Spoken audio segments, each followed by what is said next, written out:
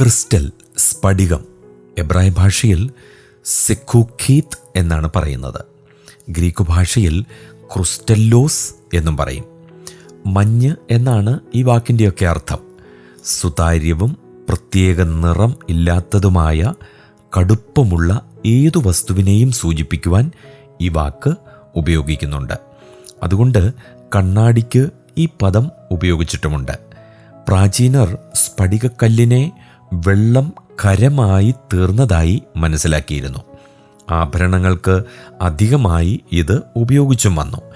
സ്ഫടികത്തേക്കാൾ വിലയേറിയതാണ് ജ്ഞാനമെന്നാണ് യോബിൻ്റെ പുസ്തകം 28:17 പറയുന്നത്.